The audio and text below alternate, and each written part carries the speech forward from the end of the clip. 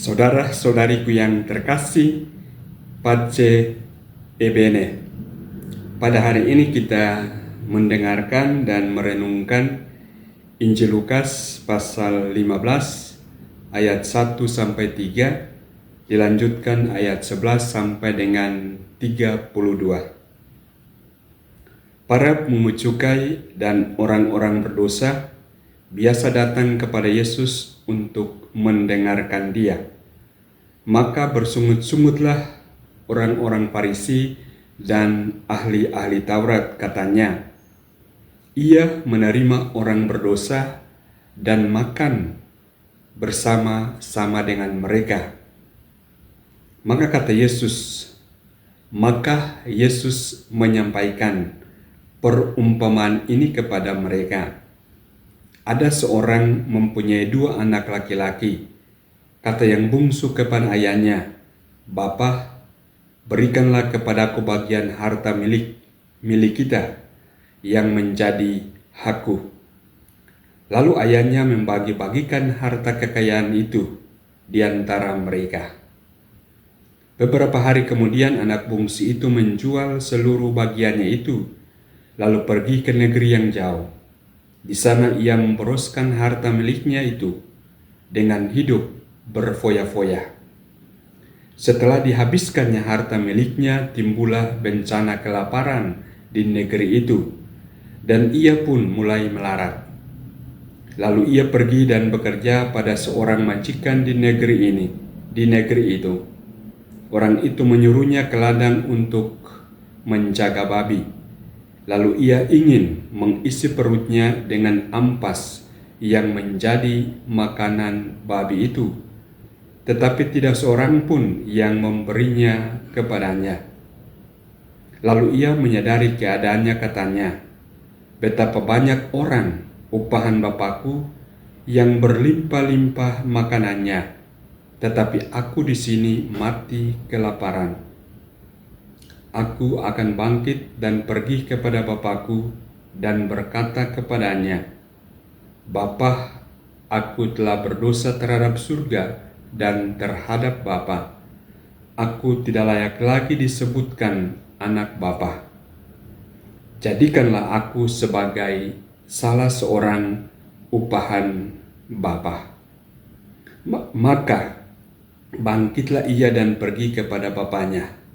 Ketika ia masih jauh, ayahnya telah melihat dia. Lalu tergeraklah hatinya oleh belas kasihan. Ayah itu berlari mendapatkan dia, lalu merangkul dan mencium dia. Kata anak itu kepadanya, "Bapa, aku telah berdosa terhadap surga dan terhadap Bapa. Aku tidak layak lagi disebutkan anak Bapa."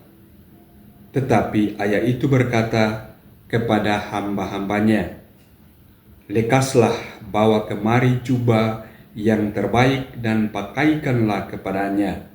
Kenakanlah cincin pada jarinya dan sepatu pada kakinya.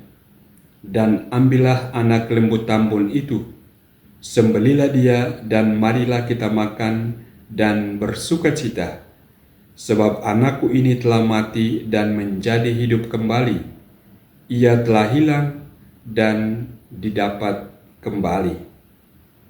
Maka mulailah mereka bersukaria, tetapi anaknya yang sulung sedang berada di ladang.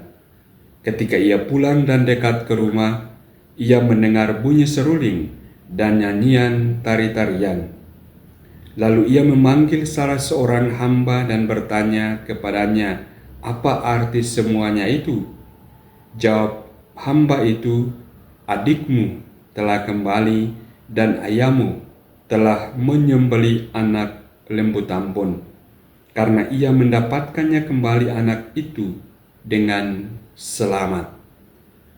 Maka marahlah anak sulung itu dan ia tidak mau masuk.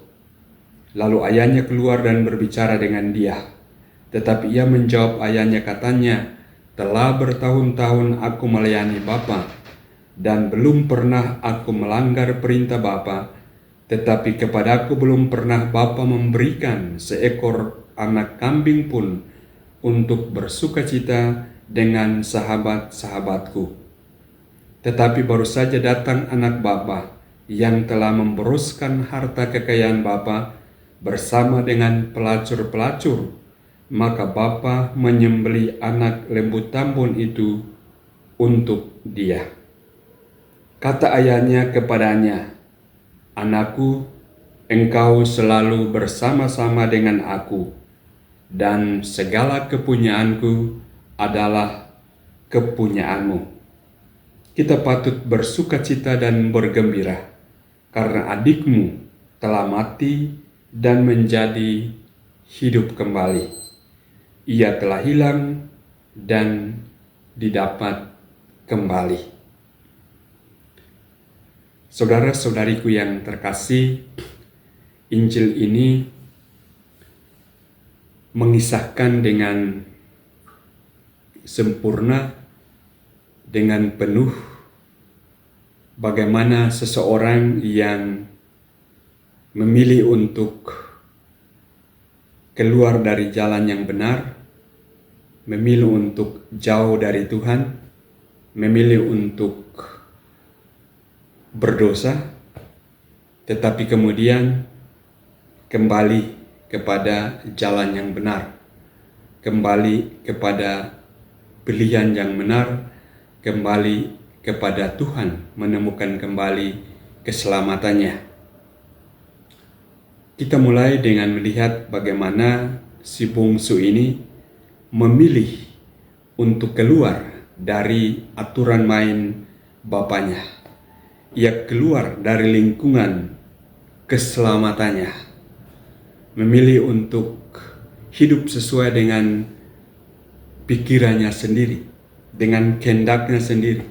Ia tidak mau hidup dengan apa yang sudah ada di dalam lingkungan bapaknya.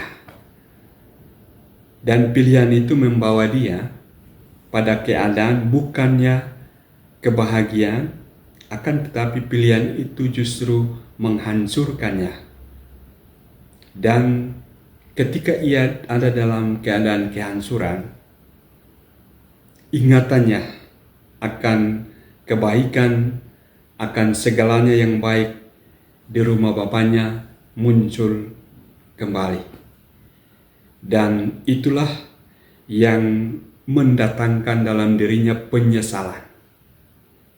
Menyesal bahwa ia telah memilih yang tidak benar. Dan kesadaran akan dirinya yang hancur itu, yang mendatangkan penyesalan, membawa dia untuk berniat kembali kepada bapaknya, ke rumah bapaknya. Dan kita melihat bahwa tidak hanya kesadaran, kemudian penyesalan, kemudian ada niat, tetapi lebih daripada itu, dia kemudian bergerak kembali kepada bapaknya.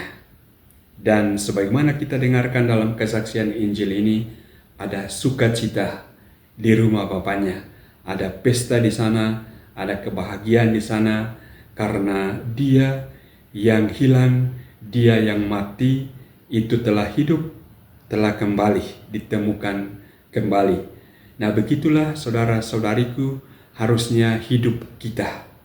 Ketika kita salah memilih jalan di dalam kehidupan kita dan membuat hidup kita menjadi hancur karena jauh dari Tuhan, tidak mengikuti apa yang Tuhan kehendaki, kita melakukan dosa-dosa yang menjauhkan diri dan hidup kita dari rahmat, dari keselamatan, maka harusnya contoh dari si bungsu ini menjadi contoh untuk kita semua, menyadari akan begitu baiknya Allah, dan karena itu harus timbul penyesalan di dalam diri kita. Dan penyesalan itu tidak cukup. Setelah penyesalan harusnya kita membangun niat untuk berubah, dan lagi-lagi kesadaran akan keadaan kita yang berdosa, penyesalan karena kesadaran kita itu, dan membangun niat itu belum cukup.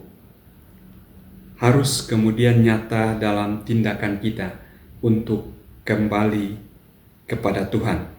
Kalau itu terjadi, maka percayalah, bukan hanya kita sendiri yang berbahagia, tetapi kebahagiaan besar terjadi di surga karena satu orang berdosa telah bertobat.